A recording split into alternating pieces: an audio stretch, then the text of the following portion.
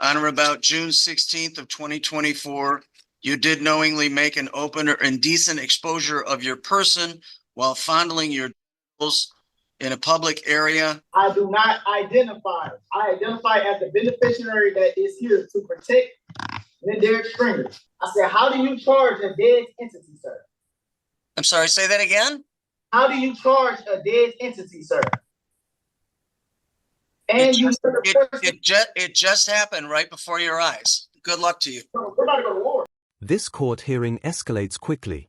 Judge Urich, who takes no nonsense, faces off with a sovereign citizen who's either putting on an act or truly unhinged. He's in court on 2 counts of public indecency after being caught in a park. Well, let's just say, doing something he definitely shouldn't have been. Drop your thoughts in the comments. Do you think he's faking it or actually out of his mind? If you enjoy wild courtroom moments like this, don't forget to like and subscribe. Let's get into it. Mr. Stringer does not acknowledge or consent to this hearing. Is that correct, Mr. Stringer? I do not identify. I identify as the beneficiary that is here to protect Derek Stringer.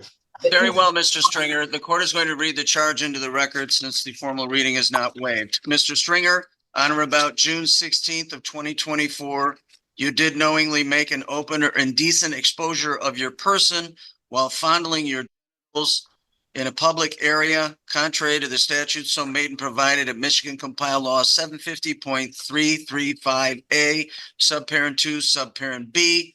The court advises you that this is referred to as a Tier 1 offense under the Sex Offender Registry Act. There is a count 2 misdemeanor in that on the same date you did knowingly make an open or indecent exposure of your person contrary to the statute so made and provided at Michigan Compiled Law 750.335A, subparent 2, subparent A, commonly known as indecent exposure. Sir, excuse me, sir. You have not talked to my beneficiary yet. You have not talked to the person who owns the estate yet. Mr. Angot, the court is making a notation of court-appointed counsel to run through the IDSO office, and that new counsel, as appointed by Mr. Mena, can make whatever judgments they wish to make and make any motions they wish to make at Mr. Stringer's first probable cause conference. Mr. Stringer, this matter is now being set for a probable cause conference. That will be on a new date. The law entitles you to what they refer to as a preliminary examination within 21 days of this arraignment today. He also has a lengthy criminal history out of Texas, going from as recent of these warrants, which were entered last year, back to around 2015, receiving charges for evading arrest and detention, unlawful possession of a firearm by a felon, assault, family, house member, impeding breath or circulation, several other assault charges, a weapons charge, and then also like falsifying assault from 2019 out of Hartwood Woods, which looks like it was deferred as assaulting a public officer or obstructing.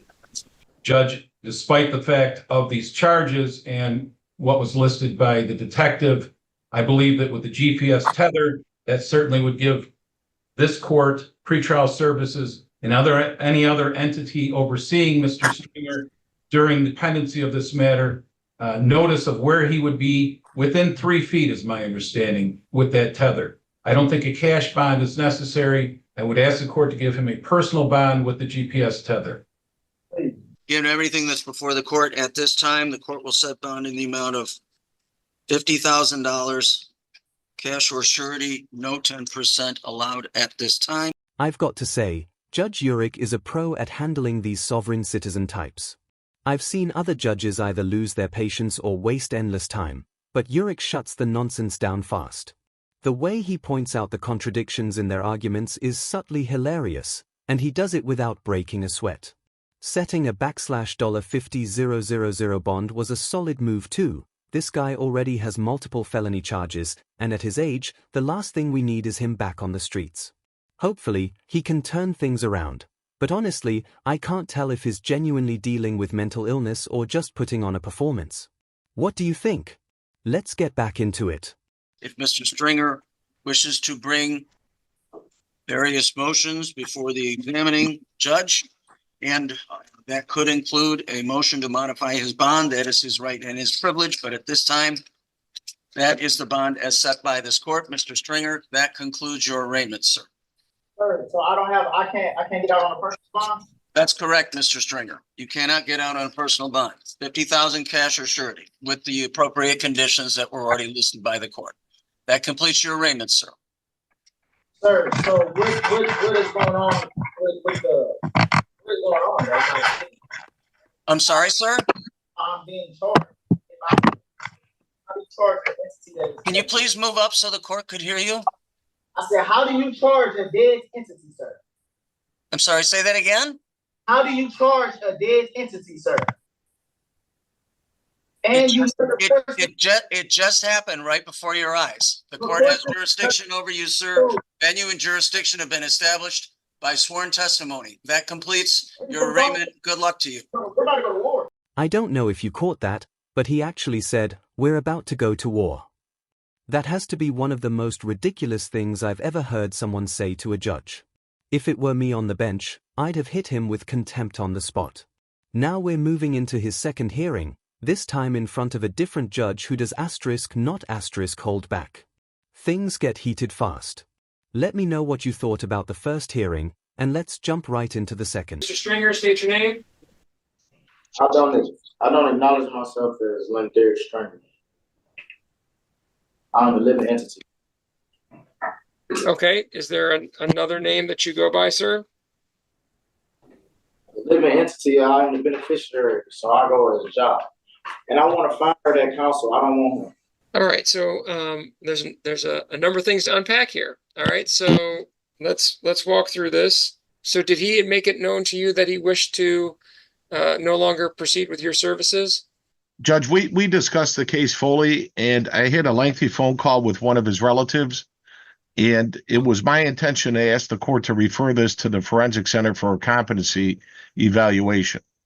I do think it, given your experience and then your connection with him as well as a family member, plus the way the defendant has presented today, that a competency review is in order, and so I'm happy to move forward with that.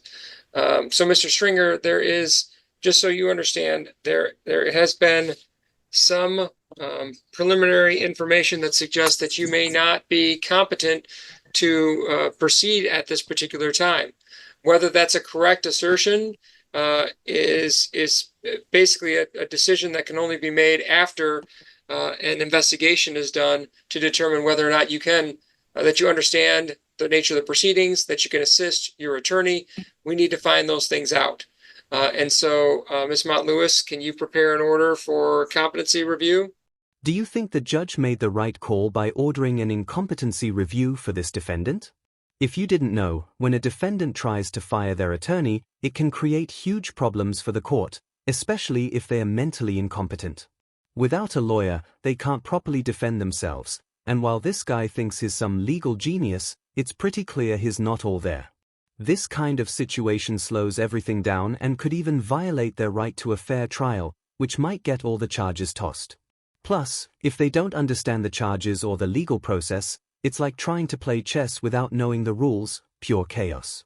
Let's get back to it. I'm going to wait to consider that request until I can determine whether or not he's competent. If I would remove Mr. Sanutko off the file, if I would remove him off the file based on a request made by a person who's later determined to be incompetent, I think that would be a real issue. And so at this point in time, I'm going to grant the request. What labels, excuse me, Competency evaluation. what labels me incompetent? My intelligence because I have a high IQ? No. That's not it, sir. There are different legal standards, but really it comes down to whether or not you can understand the nature of the proceedings at this time, that you have the ability. I oversee the nature of the proceedings. That you have the ability to assist your attorney in your defense. To withdraw, sir. I do not want my legal counsel. Actually, he did not reach out to the person that my relative told him to reach out to my father. and he didn't do that. My father was going to tell him that we wanted him to withdraw. He did not reach out to my father. He only reached out to Stephen Taylor. Stephen Taylor gave him my father's number, and he did not do that. So I would like him to withdraw from my case, sir. I have no. So he isn't competent enough for me, honestly. I'm almost certain this competency review is going to come back showing this guy is mentally ill. He's racked up so many felonies already, and it feels like it's only going to continue. Don't get me wrong, I'm all for giving people second chances, but it seems like he's burned through an entire stack of them. I honestly can't tell if he's genuinely dealing with mental illness or if he's just another typical sovereign citizen who thinks they're above the law.